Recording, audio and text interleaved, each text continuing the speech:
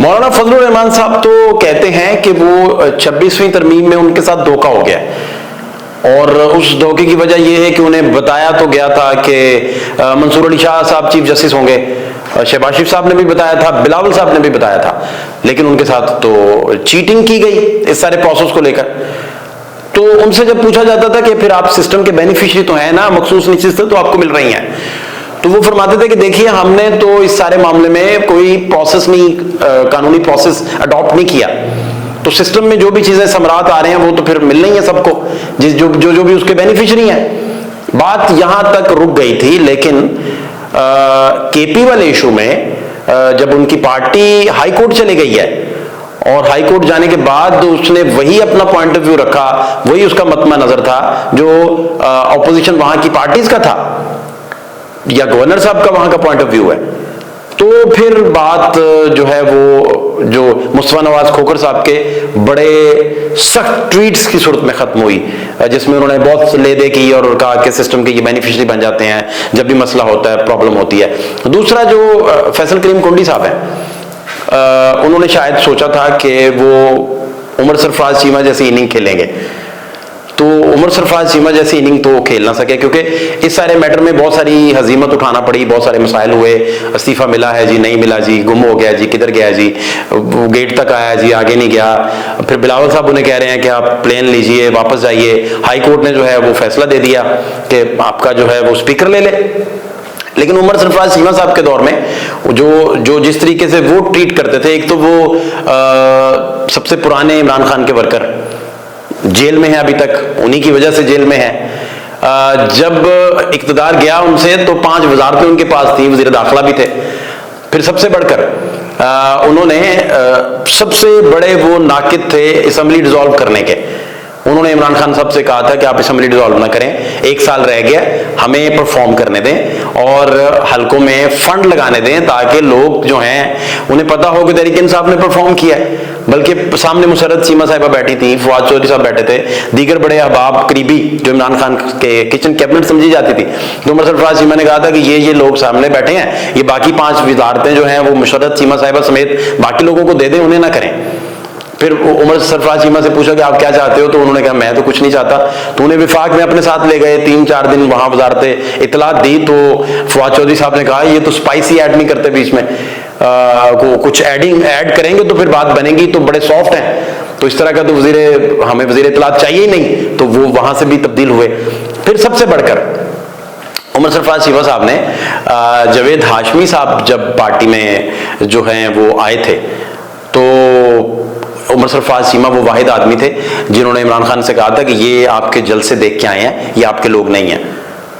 फिर जावेद हाशमी साहब ने जो तहरीक इंसाफ को दंड डाला, वो फिर उसके बाद संभल ना सकी तहरीक इंसाफ। 2014 का ज्वाइंट सेशन चल रहा था और जावेद हाशमी साहब ने वहाँ जो है वो तकरीर की और बार बार कहते थे कि वो कहते हैं ये हो जाएगा, वो कहते हैं कि हमारी बात हो चुकी है, वो कहते हैं कि सीजे, उस वक्त के सीजे नासरुल मुल्क साहब मैनेज हैं, वो कहते हैं कि और बहुत सारे जजेस हैं उस वक्त के उस बेंच के जो मैनेज्ड हैं, जो खान के साथ खड़े हैं, और हमें ब्रेक थ्रू मिलेगा, अंपायर की उंगली उठ जाएगी, तो ये सारा। लेकिन एक और भी उन्होंने एहसान किया पार्टी पे, उमर सरफराज चीमा ने, उन्होंने ये एहसान किया कि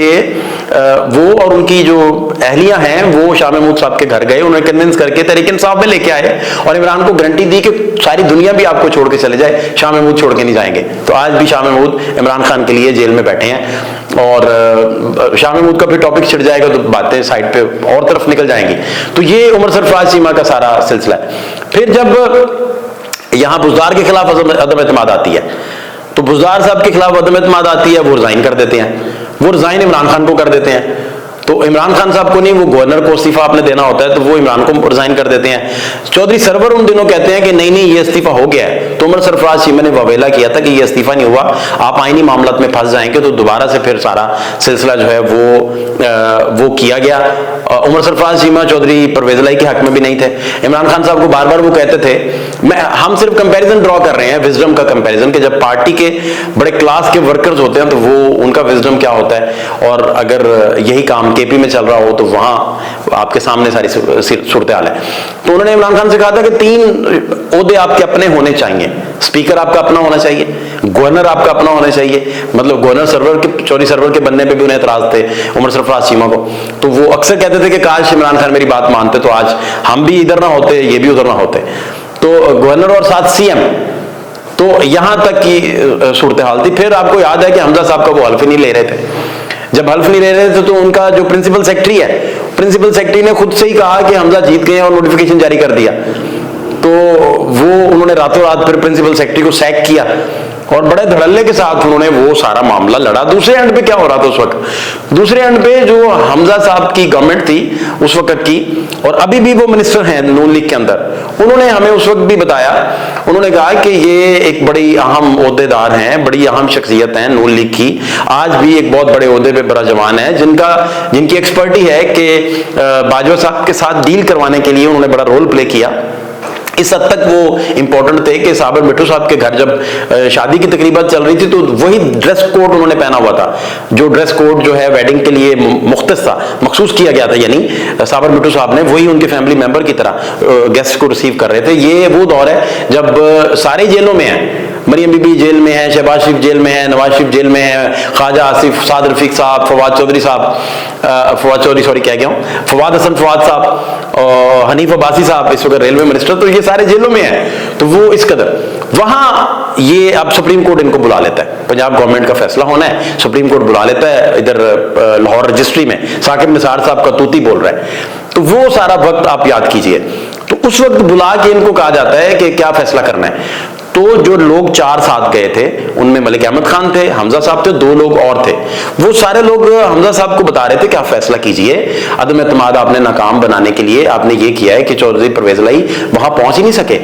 तो उनको आने नहीं दिया, तो हाउस में आपकी मेजोरिटी है और 25 लोग आप तोड़ चुके हैं तहरीक इंसाफ के, अभी 9 लोग हम शुमार नहीं कर रहे काफ लीग वाले। तो उनको ये कहा गया कि आप फौरी जाके हाई कोर्ट के ऑर्डर्स के मुताबिक जाके वहां प्रोसीड कीजिए, आपकी अक्सरियत है, आपको किसी और पार्टी का वोट लेने की जरूरत नहीं पड़ेगी। मलिक अहमद खान साहब उधर मौजूद थे, 2 मिनिस्टर और मौजूद थे, हमजा साहब मौजूद थे। तो वहां एक बहुत बड़ी नून लीग की शख्सियत जिनको समझा जाता है कि वो बड़ा अलाइंड थे, बड़े बेहतर थे, उन्होंने डांटा सबको, डांट पिलाई हमजा साहब के अलावा, बाकी लोगों को चुप करवाया कि हमारी उधर बात हो चुकी है, हमें पता है क्या करना है, आप ना करें इस तरह। तो फिर वो आपको याद है बंदयाल साहब ने फैसला दिया, शोरा आफाक फैसला हाउस क्रॉसिंग का, और वो हमजा साहब की गवर्नमेंट जाती रही। तो अब सूरत हाल आपने देख ली केपी के अंदर, ना तो इस तरह की इनिंग नजर आई, ना इस तरह का डिस्कशन नजर आया, ना इस तरह के आईनी तकाजे पूरे करते हुए कुछ वर्कर्स नजर आए। तो हमें भी लॉक करते हुए उमर सरफराज चीमा जरूर याद आ गए, जो आज जेल में है। इमरान खान की सूरत, इमरान भी जेल में है, वो भी जेल में है। तो ये यहाँ की सूरत हाल है, लेकिन बहुत बड़े सवालिया निशान मौलाना साहब की जो सियासत है उस पर जरूर उठना शुरू हो गए हैं, और ये भी लोग पूछ रहे हैं कि और कितने वज़ीर आला आपने केपी में तब्दील करने हैं, वहां का लॉ एंड ऑर्डर जो है उसको मद्देनजर रखते हुए, वहां की गुड गवर्नेंस को मद्देनजर रखते हुए। लेकिन साथ ये भी लोग कह रहे हैं कि middle class, lower middle class से आप उठाकर एक वज़ीर आला लगाते हैं, तो ये भी बहुत कम पार्टियों में आपको देखने को मिलता है, बल्कि पाकिस्तान में तो आपको नामुमकिनात में से है कि इस तरह की चीज देखने को मिले। आने वाले दिनों में आपको मजीद अपडेट करते रहेंगे। फात शहबाज खान को इजाजत दीजिए, अल्लाह ने के मान।